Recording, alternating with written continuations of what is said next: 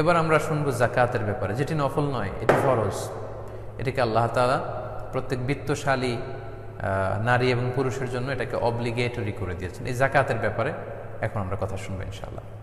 সম্মানিত সুধীমণ্ডলী, জাকাত হচ্ছে ইসলামের 5টি রুকুনের মধ্যে থেকে অন্যতম একটি রুকুন। এটি তৃতীয় রুকুন, one of the 5 pillars of Islam. ইসলামের 5টি ভিত্তির একটি ভিত্তি। এবং ইসলামে আবাদতগুলো দুই ধরনের, একটা হচ্ছে আল ইবাদা আল মালিয়া, আর একটা হচ্ছে আল ইবাদা আল বাদানিয়া। একটা হচ্ছে দৈহিক আবাদত, যেটাতে কায়িক শ্রম হয়, কষ্ট করে সে আবাদতটা করতে হয়। লেটসে সালাত, তাহাজ্জুদের সালাত, ফরজ সালাত, রুকু সেজদা দিতে হয়, এটাতে শারীরিক কষ্ট আছে। এই যে সিয়াম পালন করছে, শারীরিক কষ্ট আছে, এটাকে বলে ইবাদতে বাদানি বা জাসাদি। কিন্তু জাকাতটা হচ্ছে আল ইবাদা আল মালিয়া, এটা হচ্ছে আর্থিক আবাদত। এই আবাদতের ক্ষেত্রে অনেকে ঝামেলায় পড়ে যায়। এটাতে অনেকে 5 ওয়াক্ত সালাত আদায় করে, কষ্ট করে রমাদানের 30টা রোজা রাখে, কিন্তু জাকাত দিতে চায় না। এই জায়গাটাতে অনেকে ভুল করে ফেলে। তো সেই ব্যাপারে গণসচেতনতা তৈরির জন্যই আমাদের আজকে এই জাকাত সংক্রান্ত লাইভ। এটি হচ্ছে ইবাদতে মালিয়া, এবং এই জাকাতকে আল্লাহ তাআলা দ্বিতীয় হিজরির শাওয়াল মাসে আমাদের জন্য ফরজ করেছেন। হিজরি দ্বিতীয় সনে শাওয়াল মাসে এটাকে ফরজ করা হয়েছে।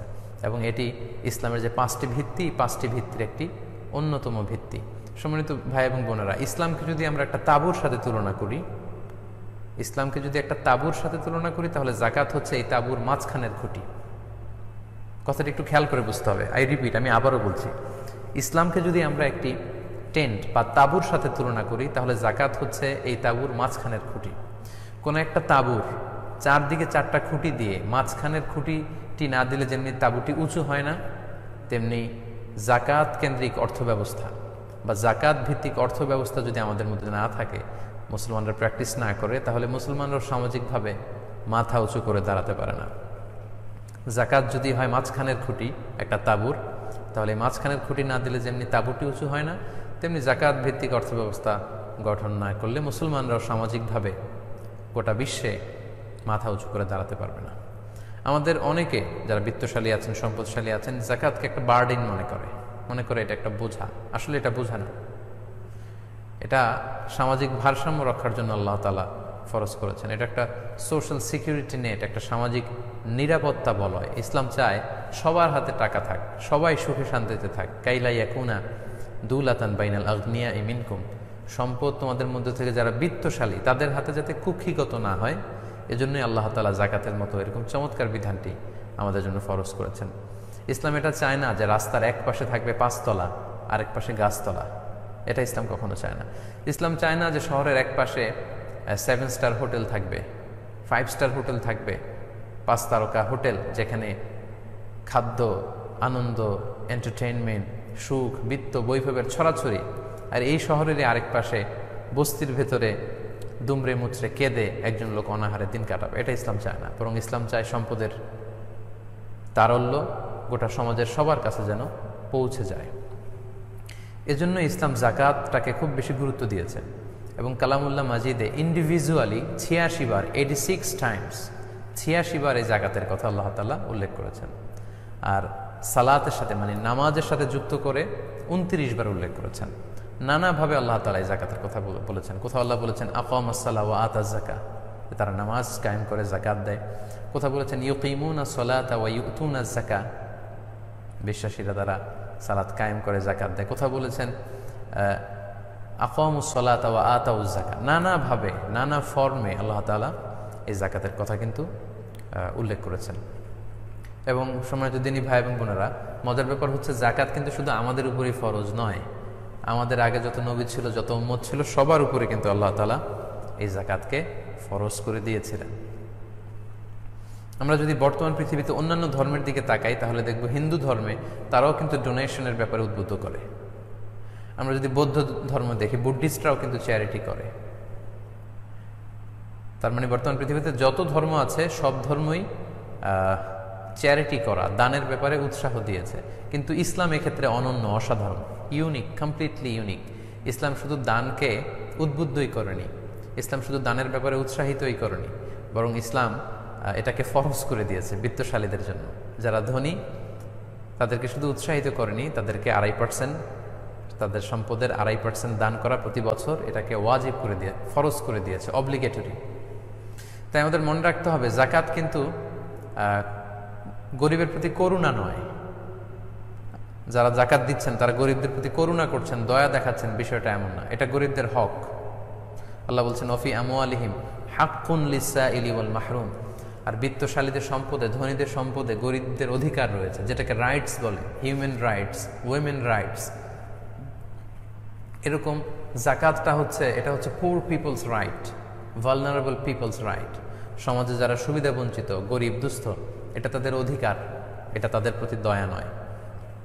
আমি জাকাত দিয়ে আমি কোনো দয়া গরিবকে দেখাচ্ছি না, বরং গরিব লোকটি জাকাত নিয়ে আমার প্রতি দয়া দেখিয়ে গিয়েছে। এর কারণ আমার জাকাত দেয়া ফরজ, এটা আমাকে দিতেই হবে। এটা না দিলে আমি শাস্তির সম্মুখীন হব, আল্লাহ সুপ্রিম কোর্টের কাঠগড়ায় আমি আসামি হিসেবে দাঁড়াবো। কিন্তু একজন গরিবের জন্য জাকাত নেয়া কিন্তু ফরজ নয়। সে চাইলে জাকাত নিতেও পারে, জাকাতের টাকা না নিয়ে কষ্টেও দিনাতিপাত করতে পারে। তার মানে আমি জাকাত দিয়ে তার প্রতি করুণা করছি না, বরং সে আমার কাছ থেকে জাকাত নিয়ে সে আমাকে হেল্প করে যাচ্ছে, আমাকে বাঁচাচ্ছে, সে আমার দায় মুক্তি ঘটাচ্ছে সে। কারণ এটা দিতে না পারলে আমি কিন্তু দায় থেকে মুক্ত হচ্ছি না। তাই আমার প্রিয় বিত্তশালী ভাই এবং বোনেরা যারা আছেন, আমরা যেন কখনো এটা মনে না করি যে জাকাত দিয়ে আমরা করুণা করছি না। এটা অব্লিগেটরি, আমাদের ফরজ কাজটুকুন আমরা করছি। এই জন্য সূরা তিরমিজির একটি হাদিসে আল্লাহ রাসূল সাল্লাল্লাহু আলাইহি ওয়াসাল্লাম বলেছেন, ইযা আদাইতা যাকাতা মালিক ফাকাদ কাদাইতা মা আলাইক। যখন তুমি জাকাত দিলে তখন তুমি করুণা করনি, বরং তোমার উপর যেটা অবধারিত ছিল তুমি সেটাই করেছো। এবং ইসলামের এই জাকাতের সিস্টেম, এটা রাষ্ট্রীয়ভাবে উত্তোলনের কথা, অর্থাৎ গভর্নমেন্ট এই জাকাতকে কালেক্ট করবে এবং যারা গরিব পুর সিটিজেন আছে তাদের মধ্যে বিতরণ করবে। সহিহ বুখারীর বর্ণনা যে তুখাযু মিন আগনিয়াইহিম ওয়া তুরাদ্দু আলা ফুকারাইহিম। It will be taken from the richer section of the society and it will be distributed to the poor people, the vulnerable people of the society. এটা মুসলিম সমাজের ধনীদের থেকে উত্তোলন করা হবে এবং গরিবদের মধ্যে বিতরণ করে দেওয়া হবে, যাতে করে সমাজে দারিদ্র্য বিমোচন হয়ে যায়, খাদ্যের অভাবে, টাকার অভাবে কেউ যাতে আর কখনো কষ্ট না পায়। অর্থাৎ এই অর্থের তারল্য, এই লিকুইডিটি যাতে সবার হাতে হাতে থাকে, সবাই মিলে যাতে একটা সুখী সমৃদ্ধ দেশ এবং সমাজ গড়ে তুলতে পারে। এবং আমরা কিন্তু দেখেছি এটার সুফল। আমরা যদি ওমরে ফারুক রাদিয়াল্লাহু তাআলা আনহুর সময়কালের দিকে তাকাই, ওসমান যুন নূরাইনের সময়কালের দিকে তাকাই, আমরা পঞ্চম খলিফা ওমর ইবনে আব্দুল আজিজের সময়কালে যদি তাকাই, জাকাতের সঠিক এবং সুষ্ঠু ব্যবহারের মাধ্যমে ওনারা এমন ওয়েলফেয়ার স্টেট গঠন করেছিলেন যে জাকাতের টাকা দেওয়ার মতো লোক ছিল না। মক্কা মদিনাতে অন্যান্য গভর্নররা জাকাতের টাকা যখন পাঠাতো তখন ওনারা হিমশিম খেয়ে যেতেন যে এই জাকাতের টাকা কোথায় দেবে। মক্কায়, মদিনায়, এই দুইটি বড় শহরে জাকাত নেয়ার মতো একজন লোক নেই, জাকাতের টাকা রিসিভ করার মতো একজন লোক ছিল না। এবং আমাদের প্রিয় মাতৃভূমি বাংলাদেশকে আমরা অনেকে গরিব দেশ বলি বা নিম্ন আয়ের একটা দেশ বলি। আমাদের দেশেও যে পরিমাণে বিত্তশালীরা আছেন, বিজনেস ম্যাগনেটরা আছেন বা সিআইপিরা আছেন, তারা সবাই যদি সঠিক পদ্ধতিতে, ইসলামের দেখানো যে গাইডলাইন, সেই পদ্ধতিতে যদি জাকাত দেওয়া হতো এবং সেন্ট্রালি গভর্নমেন্ট যদি এই জাকাত সঠিকভাবে কালেক্ট করে সঠিকভাবে ডিস্ট্রিবিউশন করতো, তাহলে বাংলাদেশে কোনো গরিব থাকতো না। আমাদের বাংলাদেশের দারিদ্র্য মোচন করে আমরা মিয়ানমারে কিছু জাকাতের টাকা পাঠাতে পারতাম, মিয়ানমারের মুসলমানদের জন্য। ইন্ডিয়ার কয়েকটা স্টেটকে আমরা দারিদ্র্যমুক্ত করতে পারতাম এই জাকাতের টাকা দিয়ে। কিন্তু সেইভাবে কিন্তু জাকাত উত্তোলন বা জাকাত ডিস্ট্রিবিউশনের যে ডায়নামিজম, সেটা কিন্তু আমরা দেখতে পাচ্ছি না।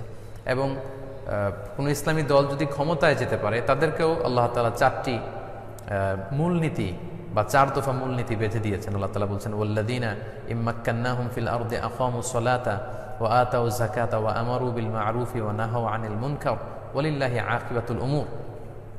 যারা ক্ষমতার চেয়ারে বসবে তারা 4 দফা মূলনীতি নিয়ে কাজ করে যাবে। প্রথমে তারা সালাত কায়েমের ব্যবস্থা করবে রাষ্ট্রীয়ভাবে, তারপর তারা জাকাত আদায়ের ব্যবস্থা করবে দারিদ্র্য বিমোচনের জন্য, তারপর তারা ভালো কাজের, কল্যাণমূলক কাজের, ওয়েলফেয়ার অ্যাক্টিভিটিসের ব্যাপারে তাদের জনগণকে ইন্সপায়ার করবে, এবং সবশেষে তারা অকল্যাণকর কাজ, যেটা মানুষের জন্য ক্ষতিকর, এই কাজ থেকে যাতে মানুষ বিরত থাকে সেগুলোর ব্যাপারে উদ্বুদ্ধ করবে।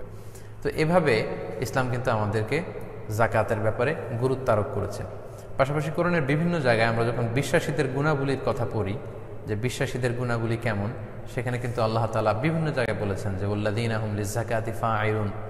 সূরা মুমিনুনে বিশ্বাসীদের যে গুণাবলী পাওয়া যায় সেখানে আল্লাহ বলছেন বিশ্বাসীরা তারা তাদের উপর যখন জাকাত ফরজ হয় তারা এই জাকাতকে তারা আদায় করে, এই জাকাত প্রদানে তারা গরিমসি করে না।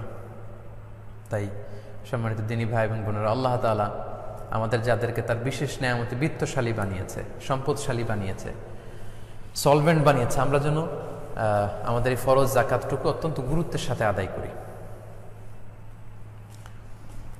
এ পর্যায়ে আমরা জানব যাদের উপরে আল্লাহ তাআলা জাকাত ফরজ করেছেন, জাকাত ফরজ হওয়ার পরেও যারা এই জাকাত আদায় করেনি তাদের ব্যাপারে ইসলাম কি বলে, তাদের ব্যাপারে কোনো শাস্তির ঘোষণা আছে কিনা সে ব্যাপারে আমরা শুনব। আমরা যদি পবিত্র কালামুল্লাহ মাজিদের আয়াতগুলো এবং আল্লাহ রাসূল সাল্লাল্লাহু আলাইহি ওয়াসাল্লামের প্রফিটিক যে হাদিসগুলো, ট্র্যাডিশনগুলোর দিকে তাকাই, তাহলে দেখব যে জাকাত ফরজ হওয়ার পরেও যারা জাকাত আদায় করতে চাইবে না বা জাকাত আদায় করবে না তাদের ব্যাপারে কঠিন হুঁশিয়ারি ঘোষণা করা হয়েছে এবং ভয়ঙ্কর শাস্তির ঘোষণা দেওয়া হয়েছে। সূরা তাওবার 34 নম্বর আয়াতে আল্লাহ তাআলা এই ব্যাপারে জাকাত যারা আদায় করবে না তাদের শাস্তির ব্যাপারে সুস্পষ্ট ঘোষণা দিয়েছেন। আল্লাহ বলছেন ওয়াল্লাযীনা ইয়াকনিজুনা আয-যাহাবা ওয়াল ফিদ্দাতা ওয়ালা ইউনফিকুনাহা ফি সাবিলিল্লাহি ফাবাশশিরহুম বিআযাবিন আলীম। নবী হে, যারা স্বর্ণ, রৌপ্য, টাকা পয়সা, ব্যাংক ব্যালেন্স এগুলোকে গচ্ছিত করে রাখে, জাকাত ফরজ হওয়ার পরেও জাকাত দেয় না, তাদেরকে আপনি কঠিন আযাবের, কঠিন শাস্তির সুসংবাদ দিন। শাস্তির আসলে সুসংবাদ হয় না, শাস্তির হয় দুঃসংবাদ। কিন্তু এখানে সুসংবাদ বলে আল্লাহ তাআলা শাস্তিটা যে খুব ভয়ঙ্কর হবে এবং যারা আদায় করলো না তারা যে অনেক বড় পাপ কাজ করলো এই বিষয়টা বোঝানোর জন্য বললেন তাদেরকে সুসংবাদ দেন যে এমন কঠিন শাস্তি দেয়া হবে যেটা তারা কল্পনাও করতে পারবে না। ইয়াউমা ইউহমা আলাইহা ফি নারি জাহান্নাম ফাতুকুয়া বিহা জিবাহুহুম ওয়া জুনুবুহুম ওয়া যুহুরুহুম হাযা মা কানাসতুম লিআনফুসিকুম ফাদুকু মা কুনতুম তাকনিজুন। তারপরের আয়াতেই সূরা তাওবার 35 নম্বর আয়াতে আল্লাহ বললেন সেদিন যে সম্পদগুলো তারা জমিয়ে রেখেছিল এগুলোকে আগুনে পোড়ানো হবে, আগুনে পুড়িয়ে এগুলো দিয়ে যারা জাকাত দেয়নি তাদের কপালে দগ্ধ করা হবে, তাদের পাজরে দুই পাশে দগ্ধ করা হবে, তাদের পিঠে ছেঁকা দেয়া হবে। এই সম্পদগুলোকে বিশাল লোহার খুন্তি বানিয়ে কপালে, পাজরে, পিঠে তাদেরকে ছেঁকা দেওয়া হবে। আর তাদেরকে বলা হবে হাযা মা কানাসতুম লিআনফুসিকুম, এই তো তোমাদের সম্পদগুলো যেগুলো তোমরা নিজেদের জন্য গচ্ছিত রেখেছিলে। ফাযুকু মা কুনতুম তাকনিজুন, এখন যেগুলো জমা করে রেখেছিলে এগুলো স্বাদ, যেহেতু খাওয়ার জন্যই তোমরা রেখেছিলে, আজকে এগুলো স্বাদ তোমরা খাও, এগুলো তোমরা ভক্ষণ করো। এভাবে ভয়ঙ্কর শাস্তি কিন্তু যারা জাকাত দেয়নি তাদেরকে দেওয়া হবে। সূরা আলে ইমরানের মধ্যে আল্লাহ তাআলা বলছেন সাইয়ুতাওয়াকুনা মা বাখিলু বিহি ইয়াউমাল কিয়ামা, যারা জাকাত দেওয়ার ক্ষেত্রে গরিমসি করেছে, কৃপণতা করেছে, ওই জাকাতের সম্পদগুলোকে লোহার বেড়ি বানিয়ে তাদের গলায় পড়া হবে ইয়াউমাল কিয়ামা, এবং সেই লোহার বেড়ি কিয়ামতের মাঠেই তার গলার মধ্যে পরিয়ে তাকে টানা হেঁচড়া করা হবে। সম্মানিত দিনী ভাই এবং বোনেরা, পৃথিবীতে যত পাপ আমরা করব এই সকল পাপের শাস্তি কিন্তু দেয়া হবে জাহান্নামে ঢুকিয়ে। এই পৃথিবীতে যে সমস্ত পাপ করা হয়েছে এই পাপের জন্য আগে কিয়ামতের ময়দানে বিচার হবে, বিচার শেষে জাহান্নামে ঢুকিয়ে শাস্তি দেওয়া হবে। কিন্তু মানিউজ যাকাত, যে জাকাত দিতে চায় না, জাকাত ফরজ হওয়ার পরেও যে জাকাত দেয় না, তার শাস্তি কিন্তু হাসুরের মাঠেই হবে। আল্লাহ বলছেন সাইয়ুতাওয়াকুনা মা বাখিলু বিহি ইয়াউমাল কিয়ামা, যে ব্যাপারে তারা কৃপণতা করবে জাকাত দেওয়ার ব্যাপারে, তাদেরকে এই জাকাতের সম্পদগুলোকে লোহার বেড়ি বানিয়ে তাদের গলায় পরা হবে ইয়াউমাল কিয়ামা, in the day of judgement, in the resurrection day, কিয়ামতের দিনই তাকে গলায় বেড়ি পড়ানো হবে। লক্ষ মানুষের সামনে গলায় বেড়ি পড়িয়ে আল্লাহ তাকে অপমান করবেন।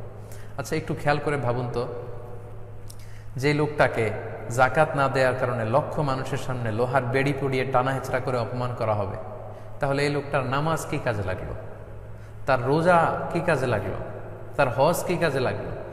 উনি যে তাহাজ্জুদের সালাত আদায় করতেন রাতে উঠে, তাই এই তাহাজ্জুদ তার কি কাজে লাগলো?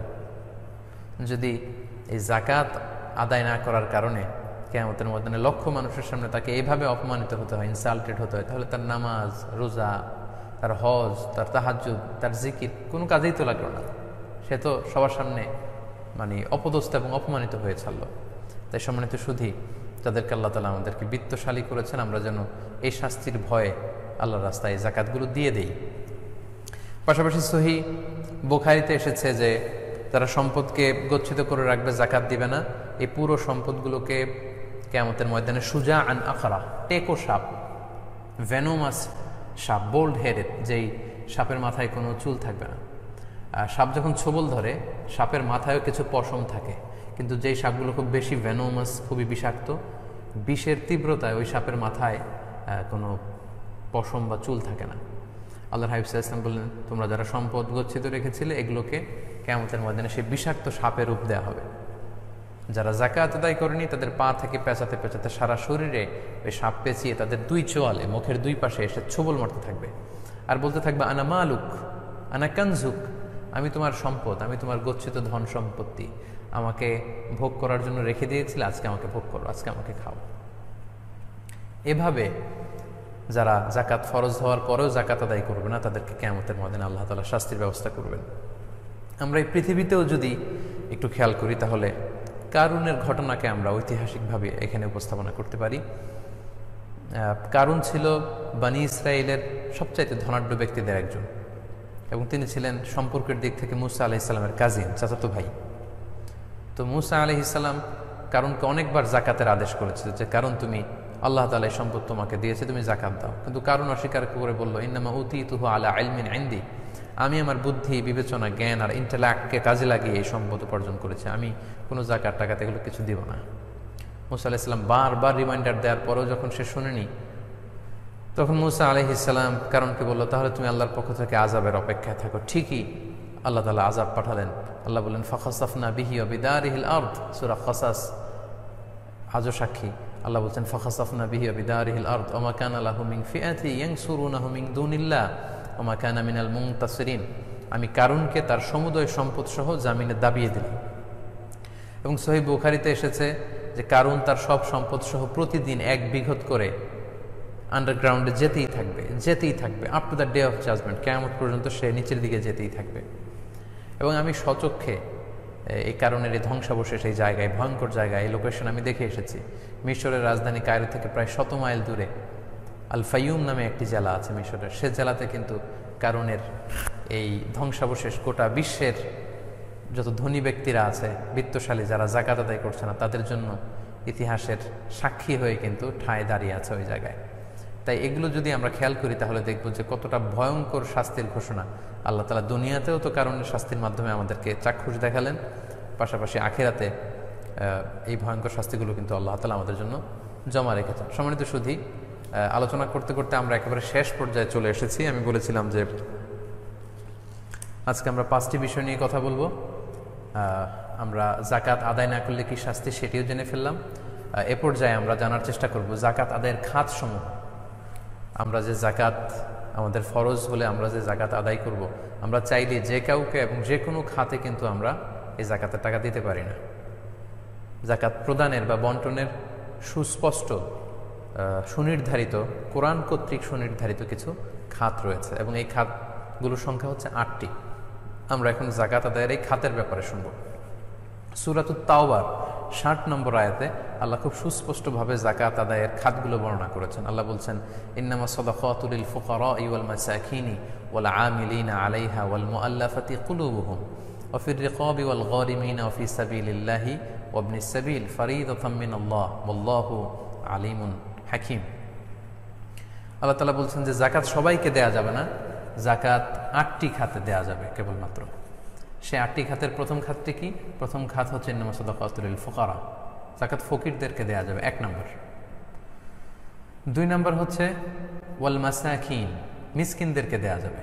ফকির এবং মিসকিন এরাই হচ্ছে যাকাত দেওয়ার প্রাইমারি খাত, এরাই মূলত বেশি হকদার, ফকির এবং মিসকিন, এদেরকে যাকাত দিতে হবে। এখন ফকির এবং মিসকিন কারা? ইমাম আল আযম আবু হানিফার মতে, ইমাম আযম আবু হানিফা রাহিমাহুল্লাহ, ওনার মতে ফকির হচ্ছে মান লাহু শাই, যার সামান্য কিছু আছে কিন্তু এতে তার চলে না, তারা হচ্ছে ফকির। আর মিসকিন হচ্ছে মান লাইসা লাহু শাই, যার কিছুই নাই, একেবারে নিঃস্ব, কোনো কিছুই নেই। তাহলে এই ফকির এবং মিসকিন তাদেরকে আমরা যাকাত দিতে পারবো। তাহলে আমরা ইমাম আল আযম আবু হানিফা রাহিমাহুল্লাহর ভাষ্য অনুযায়ী জানতে পারলাম ফকির হচ্ছে মান লাহু শাই, যার সামান্য কিছু আছে কিন্তু এটা দিয়ে তার চলে না, তার যে বেসিক নিডস এগুলো কিন্তু সে ফুলফিল করতে পারে না, যেমন তার অন্ন, বস্ত্র, বাসস্থান, চিকিৎসা, শিক্ষা, এই যে বেসিক নিডস আছে একজন মানুষের অ্যাজ এ হিউম্যান বিং, এগুলো আমাদের বেসিক নিডস, তো ফকির হচ্ছে যার সামান্য কিছু আছে কিন্তু তার খাবারের টাকা পুরোপুরি হয় না, তার থাকার মতো ভালো কোনো ঘর নেই, তার চিকিৎসার জন্য টাকা নেই, তার গায়ে দেওয়ার মতো ভালো জামা নেই, কিংবা তার ছেলে মেয়ে পড়াশোনা করবে সেজন্য তার পর্যাপ্ত টাকা পয়সা নেই, এই জাতীয় লোক তারা হচ্ছে ফকির। সামান্য কিছু আছে কিন্তু তার চলে না, তাদেরকে আমরা জাকাত দিতে পারবো। 2 নাম্বার হচ্ছে মিসকিন, যার কিছুই নেই, একেবারে নিঃস্ব। রাস্তায় আমরা দেখি ভব ঘুরে মানুষের কাছে চেয়ে বেড়ায়, ঘর নেই, বাড়ি নেই, কিচ্ছু নেই, ছন্ন ছাড়া, সুবিধা বঞ্চিত মানুষ, পথ শিশু, এরা হচ্ছে মিসকিন, এদেরকে আমরা দিতে পারবো। 3 নাম্বার হচ্ছে ওয়াল আমিলিন আলাইহা। আমিলিন মানে হচ্ছে যারা জাকাত ম্যানেজমেন্ট সেন্টারে জব করবে, অর্থাৎ জাকাত উত্তোলনের জন্য, যেহেতু ইসলামী সিস্টেম হচ্ছে যে রাষ্ট্রীয়ভাবে মুসলিম দেশে জাকাত কালেক্ট করা হবে এবং ডিস্ট্রিবিউশন করা হবে, তো এই কালেকশনের কাজে যারা কালেক্টর থাকবে, যারা সুপারভাইজার থাকবে, যারা এই জাকাত ম্যানেজমেন্টের এই কর্মকাণ্ডের যারা স্টাফ থাকবে, তাদেরকে আল্লাহ তাআলা জাকাতের অর্থ থেকে তাদেরকে স্যালারি দেওয়ার অনুমতি দিয়েছেন, যদিও তারা ধনী হয়ে থাকে, যদিও তারা ব্যক্তিগতভাবে ধনী হয়ে থাকে, কিন্তু জাকাত উত্তোলন, জাকাত বিতরণ, এই সমস্ত কাজে যে সমস্ত স্টাফ বা কর্মীরা নিয়োজিত, তাদের স্যালারিটা জাকাতের অর্থ থেকে দেয়া যাবে। 4 নাম্বার হচ্ছে ওয়াল মুআল্লাফাতু কুলুবুহুম, বিধর্মী নন মুসলিম যারা, তাদের চিত্ত আকর্ষণের জন্য, ইসলামের প্রতি তাদের মন একটু ঝুঁকে যাবে, তাদের চিত্ত আকর্ষণের জন্য বা ইসলামের প্রতি তাদের হৃদয়ে ভালোবাসা জাগবে, এজন্য জাকাতের অর্থ থেকে তাদেরকে দেয়া যাবে। তো এই মুআল্লাফাতু কুলুবুহুম, এই বিধানটা আসলে, এই হুকুমটা এখন আর বলবৎ নেই, কারণ এটা আল্লাহ রাসূল সাল্লাল্লাহু আলাইহি ওয়াসাল্লামের সময়কালের জন্য ছিল। তখন মুসলমানদের কিছুটা দুর্দশাগ্রস্ত সময় ছিল, তাই অমুসলিমদের মধ্যে থেকে কাউকে যদি জাকাতের টাকা দিয়ে ইসলামের প্রতি আকৃষ্ট করা যায়, এজন্য আল্লাহ তাআলা এই বিধানটি দিয়েছেন। কিন্তু পরবর্তীতে যখন ইসলামকে আল্লাহ তাআলা সম্মানিত করেছেন, আযাল্লাহু তাআলা বিনিআমাতিহি আল ইসলাম, তখন কিন্তু এই বিধানটি আর বলবৎ নেই। তাই মেজরিটি স্কলারদের মতে, জুমহুরুল ফুকাহাদের মতে, মুআল্লাফাতু কুলুবুহুম এই বিধানটি আর এখন বলবৎ নেই। কোনো নন মুসলিমকে সাধারণত জাকাতের টাকা দেওয়া যায় না। মেজরিটি ফুকাহাদের এটাই মতামত যে জাকাতের টাকা অমুসলিমদেরকে দেওয়া যাবে না। সেক্ষেত্রে আপনি অমুসলিমদেরকে নর্মাল চ্যারিটি করতে পারেন, নর্মাল ডোনেশন, আপনার যে নফল দান, নফল সাদাকা, এমনি দান, এগুলো থেকে আপনি অমুসলিমদেরকে অবশ্যই দান করবেন, কিন্তু জাকাতের টাকা এটা অমুসলিমদেরকে দেওয়া যায় না। কারণ হাদিসে এসেছে তুখযু মিন আগনিয়াইহিম ওয়া তুরাদ্দু আলা ফুকারাইহিম, এটা মুসলমানদের ধনীদের থেকে এটাকে উত্তোলন করতে হয় এবং মুসলমানদের মধ্যে থেকে যারা গরিব তাদের মধ্যে, এটা অমুসলিমদেরকে দেওয়া যায় না। 5 নম্বর হচ্ছে অফির রেকাব। রেকাব মানে দাস মুক্তির কারণে, একজন দাসকে মুক্ত করবার জন্য আপনি জাকাতের টাকা দিয়ে তাকে হেল্প করতে পারেন। তো সেক্ষেত্রে এই বিধানটি কিন্তু এখন নেই বা এখন প্রচলনে নেই দাস মুক্তির বিষয়টি। এটি আল্লাহ রাসূল সাল্লাল্লাহু আলাইহি ওয়াসাল্লামের সময়কালে ছিল, সাহাবাদের সময় ছিল, এখন এটির প্রচলন নেই। আবার যখন ইমাম মাহদী আলাইহি রাহমা উনি যখন আসবেন, ঈসা আলাইহিস সালাম যখন আসবেন, আবার সেই যুদ্ধ বিগ্রহের সময়কালে আবার সেই দাসের প্রথাটি আসবে। তো দাস মুক্তির ক্ষেত্রে জাকাতের টাকা দিয়ে হেল্প করা যাবে। এখন যেহেতু দাস মুক্তির এই বিধানটি নেই, স্কলাররা বলেছেন এক্ষেত্রে প্রিজনারদেরকে হেল্প করা যাবে, অর্থাৎ যারা অন্যায়ভাবে জেলে বন্দী, তাদের মুক্তির জন্য জাকাতের অর্থ থেকে টাকা ব্যয় করা যাবে। মুসলমানদের মধ্যে থেকে যারা জেলে বন্দী অন্যায়ভাবে, তাদেরকে, কিংবা কাউকে কিডন্যাপ করা হয়েছে অথবা অন্যায়ভাবে গুম করা হয়েছে, গুম করে এখন টাকা দাবি করা হচ্ছে, তো তার লাইফকে বাঁচানোর জন্য এরকম কিডন্যাপড বা গুম করা হয়েছে, এই জাতীয় ডিসঅ্যাপিয়ার্ড হয়েছে, খুঁজে পাওয়া যাচ্ছে না, পরে জানা গেল ফোন করে বলা হচ্ছে যে কোনো দস্যু দল বা ডাকাত তাকে ধরে নিয়েছে কিডন্যাপাররা, এবং এত টাকা দিলে অমুক ব্যাংকে এত টাকা অ্যাকাউন্টে পাঠালে তাকে ছেড়ে দেওয়া হবে। এরকম বিপদগ্রস্ত যদি কেউ থাকে, সেটাও অফির রেকাবের আওতায় পড়বে। আমরা এই জাতীয় ভিকটিমদেরকেও জাকাতের টাকা দিয়ে হেল্প করতে পারি। এরপর হচ্ছে অফিস সাবিলিল্লাহ। 7 নম্বর হচ্ছে অফিস সাবিলিল্লাহ, মানে আল্লাহর রাস্তায়। এটা আসলে ব্যাপক বিষয়, তবে মেজরিটি স্কলারদের মতামত হচ্ছে অফিস সাবিলিল্লাহর দ্বারা উদ্দেশ্য হচ্ছে যারা আল্লাহর রাস্তায় জেহাদে আছে, আল্লাহর জামিনে আল্লাহর দ্বীনকে লিইলাই কালিমাতিল্লাহ, মানব রচিত সমস্ত মতবাদের উপরে আল্লাহর জামিনে আল্লাহর দ্বীনকে বাস্তবায়নের জন্য যারা সশস্ত্র সংগ্রাম করছে, এরকম মুজাহিদিনদেরকে, সংগ্রামের জন্য যারা আল্লাহর রাস্তায় আছে, এরকম মুজাহিদদেরকে জাকাতের টাকা দিয়ে তাদেরকে সাহায্য সহযোগিতা করা যাবে। এটা হচ্ছে মূল অর্থ অফিস সাবিলিল্লাহ। এছাড়াও অনেক স্কলাররা এটাকে আমভাবে নিয়েছেন, অর্থাৎ যে কোনোভাবে ইসলাম যেখানে বিপন্ন সেখানে ইসলামকে বিজয়ী করবার জন্য যে কোনো সেক্টরে এটাকে আমভাবে ফি সাবিলিল্লাহ ধরে সেখানেও কিন্তু জাকাতের টাকা দেওয়া যাবে বলে অনেকে বলেছেন। এবং বিশেষ করে আমাদের বাংলাদেশে যে সমস্ত কওমি মাদ্রাসাগুলো আছে বা অনেক আলিয়া মাদ্রাসা কিংবা অনেক হেফজখানা যেখানে অনেক ছাত্ররা এতিম ছাত্ররা পড়ে, তো তারাও কিন্তু ফি সাবিলিল্লাহ আল্লাহর রাস্তায় তারা তাদের জীবনকে ডেডিকেট করছে। তাদের অনেকের হয়তো আর্থিক সঙ্গতি নেই পড়াশোনা করবার জন্য, তো তাদেরকেও কিন্তু ফি সাবিলিল্লাহর খাতে আপনি জাকাতের টাকা দিতে পারবেন। সেক্ষেত্রে সরাসরি কোনো মাদ্রাসায় জাকাতের টাকা দেওয়া যায় না, বরং মাদ্রাসার যদি লিল্লা বোর্ডিং থাকে বা সেখানে যদি জাকাত ফান্ড থাকে সেখানে আপনি দিতে পারবেন। এর কারণ হচ্ছে জাকাত কোনো ব্যক্তিকে মালিক বানিয়ে দিতে হয়, সরাসরি মালিক বানিয়ে দিতে হয়। সেক্ষেত্রে একটা পদ্ধতির মধ্য দিয়ে দেয়া যায়। অর্থাৎ সেখানে যদি কোনো মাদ্রাসায় ফর্ম থাকে, যেই ফর্মে দুস্থ গরিব ছাত্ররা স্বাক্ষর করে এটা জানায় যে আমার পক্ষ থেকে মাদ্রাসাকে আমি জাকাতের অর্থ গ্রহণ করবার জন্য প্রতিনিধি হিসেবে সেট করলাম, সেক্ষেত্রে অন বিহাফ অফ স্টুডেন্ট ছাত্রদের পক্ষ থেকে মাদ্রাসায় জাকাতের টাকাগুলো কালেক্ট করতে পারবে। তারপর জাকাত বিতরণের 7 নম্বর খাত হচ্ছে ওয়াল গারিমিন, ঋণগ্রস্ত ব্যক্তিকে তার ঋণের দায় থেকে মুক্তি দেওয়ার জন্য জাকাতের টাকা দিয়ে তাকে হেল্প করা যাবে।